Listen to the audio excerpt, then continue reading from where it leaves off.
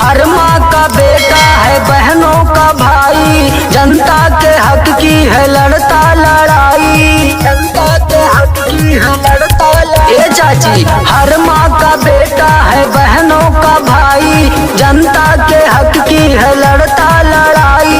मांगे आशीर्वाद छू के हो पहुआ, हे चाची अब की जितैया चुनौआ, हे चाची अब की जितैया चुनौआ, हे चाची अब की जितैया चुनौआ, हे चाची अब की जितैया चुनौआ।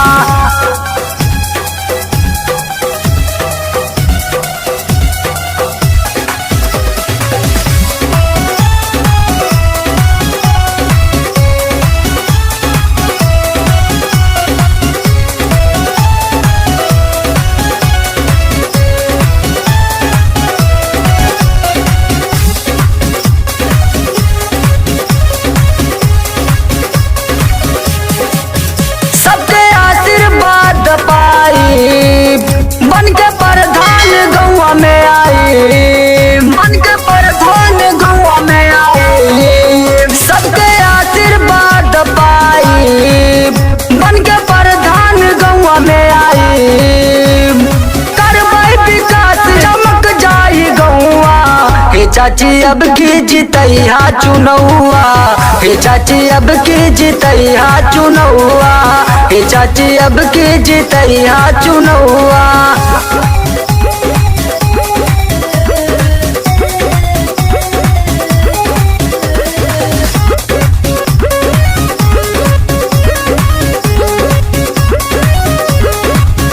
कौनो आफत पड़े दौड़ा आई, सुख दुख में हम सथवा निभाई, सुख दुख में हम सथवा निभाई। कौनो आफत पड़े दौड़ा आई, सुख दुख में हम सथवा निभाई। हाथ जोड़ कहे अपने घर के बेटौआ, हे चाची अब की जितैया चुनौआ, हे चाची अब की जितैया चुनौआ, हे चाची अब की जितैया चुनौआ।